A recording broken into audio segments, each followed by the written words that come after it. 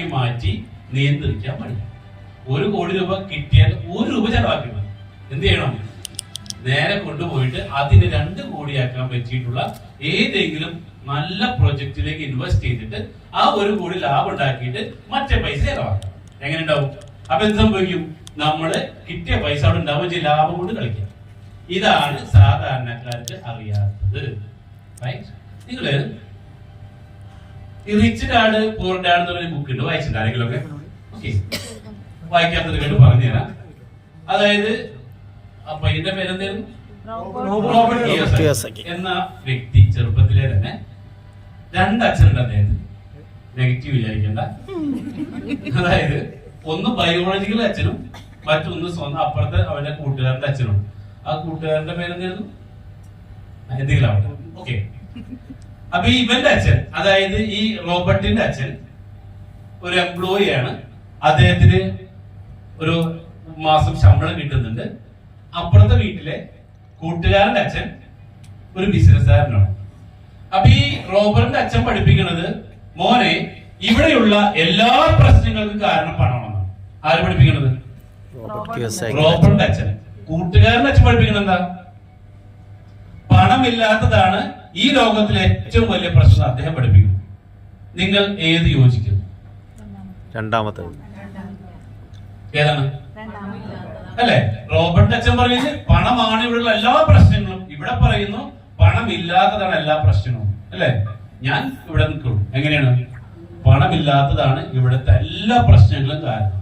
Okay, പിന്നെ അദ്ദേഹം പഠിപ്പിക്കുന്ന മറ്റൊരു കാര്യമാണ്, എന്തെങ്കിലും സാധനം കടയിൽ പോയി മേടിക്കാൻ ചെന്നാൽ പറയും, ഇത് വാങ്ങാനുള്ള പൈസ നമ്മുടെ കയ്യിലില്ല, അതുകൊണ്ട് മോൻ ഇത് നോക്കണ്ട.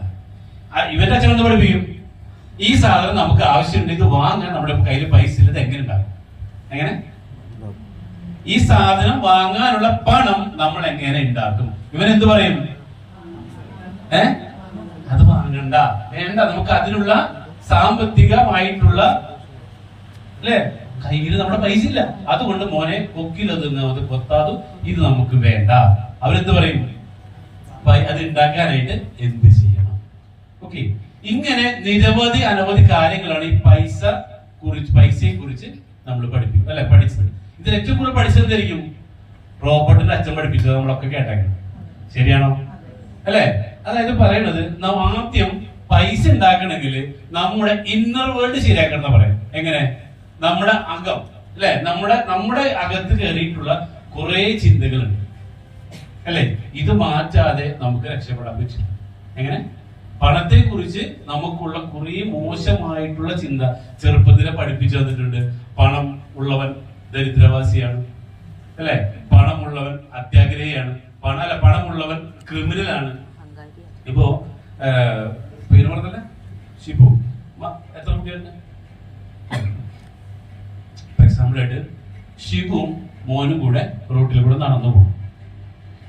അപ്പോ സ്പീഡില് ഒരു മസ്താങ് പോകുന്നു, കാർ.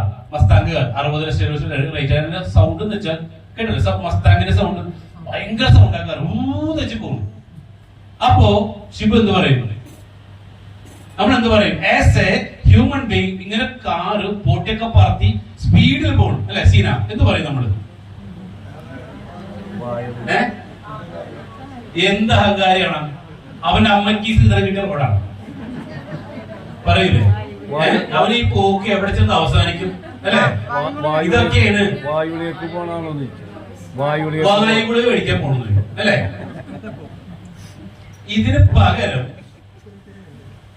ഞാനും പോകോടെ ഒരു ദിവസം ഇതേമാതിരി പറയാൻ ആരെ കൊണ്ട് പറ്റും? ശിവു. ചിന്തിച്ചു നോക്കിയേ, ഞാനും പോകോടെ ഒരു ദിവസം അങ്ങനെ ചലഞ്ച് ചെയ്യണം നമ്മളല്ലേ? അവനെ പ്രാപിട്ട് വല്ല കാര്യം ഉണ്ടാ? ഒരു കാര്യമില്ല, അല്ലെ? അവനെ പ്രാപിട്ട് ഒരു കാര്യമില്ല, അല്ലെ സാറേ? സാറിന് പേര് തരുന്നു ബിജു. ഇപ്പൊ ബിജു സാറും മോനും റോഡിൽ നടന്നു പോകുമ്പോ ഒരു ബെൻസ് കാറ് പോകണ്ട. അപ്പൊ മോൻ ചോദിക്കാണ്, അച്ഛാ ആ ബെൻസ് കാറ് നമുക്ക് വാങ്ങിക്കൂടെ? അപ്പോ ഇദ്ദേഹം എന്താ പറയാന്നറിയോ? മോനെ, അത് പൈസ ഒരുപാട് ഉണ്ടാക്കുന്നവർ വാങ്ങുന്ന ഒരു കാറാണ് ബെൻസ് കാർ. അപ്പൊ അച്ഛാ നമുക്കും പൈസ ഉണ്ടായിക്കൂടെ? മോനെ, ആ പൈസ ഒക്കെ കള്ളന്മാർക്ക് പറ്റുള്ളൂ, അത് വല്ല രീതിയിൽ കള്ളക്കടത്തോ മദ്യക്കടത്തോ ചെയ്യുന്നവർക്ക് മാത്രമേ ഇതേമാതിരി പൈസ ഉണ്ടാക്കിയിട്ട് ഇങ്ങനത്തെ കാറ് വാങ്ങാൻ പറ്റൂ. അതുകൊണ്ട് മോൻ എന്ത് ചെയ്യരുത്, ഇങ്ങനത്തെ ഒരു ചിന്തിക്കാനേ പാടില്ല. അവരെന്താ മോൻ കൊടുത്ത മെസ്സേജ്? പണം ഉണ്ടാക്കുന്നവരൊക്കെ കള്ളന്മാരാണ്, പണം ഉണ്ടാക്കുന്നവരൊക്കെ കള്ളക്കടത്ത് പ്രത്യേകം പൈസ ഉണ്ടാക്കുക. അപ്പൊ പൈസയെ കുറിച്ച് മോന് കൊടുത്ത ഏറ്റവും വലിയൊരു മെസ്സേജ് എന്തായിരുന്നു? പണം മോശം നമുക്ക് പഠിപ്പിച്ചില്ലേ. അതേസമയം ബിജു സാർ എന്ത് പറയായിരുന്നു? മോനെ, ബെൻസ് വാങ്ങാനുള്ള കാശ് ഉണ്ടാക്കാൻ അച്ഛൻ പഠിച്ചില്ലടാ. എങ്ങനെ എങ്ങനെ പറയണം? ബെൻസ് വാങ്ങാൻ ലക്ഷക്കണക്കിന് രൂപ വേണം, ആ പൈസ ഉണ്ടാക്കാനുള്ള പണി അച്ഛൻ അറിയില്ലടാ. അച്ഛൻ എന്തറിയുള്ളൂ? ചെറുമാതിരി നിങ്ങളുടെ ആവശ്യങ്ങൾ നിറവേറ്റി തരും. വലിയ പൈസ ഉണ്ടാക്കാൻ അച്ഛൻ പഠിച്ചില്ല മോനെന്ന് മകനടുത്ത് പറഞ്ഞാൽ എങ്ങനെ ഉണ്ടാവും? അതാ പറയേണ്ടത്. നമ്മുടെ തെറ്റ് നമ്മുടെ മക്കളടുത്ത് തുറന്നു പറയാൻ കഴിവില്ലാണ്ടാണ്ട. എങ്ങനെ എങ്ങനെ എനിക്ക് പറ്റാഞ്ഞിട്ടാണ്. എങ്ങനെ ഇത്ര വലിയ കാറ് വാങ്ങാനുള്ള പൈസ ഉണ്ടാക്കാൻ അച്ഛൻ പഠിച്ചില്ലടാ, അച്ഛന് മനസ്സിലായിട്ടടാ. നീ നോക്ക, അച്ഛൻ നോക്കട്ടടാ, അച്ഛന് അവസരം കിട്ടിയില്ലടാ. ഇതല്ലേ ഹീറോയിസം? അല്ലേ? ശരിയാണ് തെറ്റാണ് അല്ലേ? അതിന് പകരം മറ്റേത് പറഞ്ഞാലോ? മകൻ എന്താ വിചാരിക്കുക? നമ്മുടെ തെറ്റും അവൻ ആവർത്തിക്കും. റൈറ്റ്, ശരിയല്ലേ? അതിന് പകരം എന്ത് ചെയ്യാ? ആ തെറ്റ് പറഞ്ഞ ഞാൻ ഉണ്ടോ മോനെ, ഇപ്പൊ ഈ തെറ്റ് പറ്റി, എനിക്ക് ഇത്ര നാളും ഈ പറഞ്ഞ പോലെ എന്ത് പറ്റിയിട്ടില്ല? പണം, ഇത്ര വലിയ പണം ഉണ്ടാക്കി ഒരു ബെൻസ്, 1 കോടിയുടെ കാർ വാങ്ങാൻ അച്ഛൻ ആ പണി പഠിച്ചില്ല. അതുകൊണ്ട് അച്ഛന്റെ കയ്യിൽ എന്തില്ല? ബെൻസ് കാറില്ല. Okay, right. അപ്പൊ ഇനി മക്കളെ അങ്ങനെ പറഞ്ഞ എന്ത് പറയണം?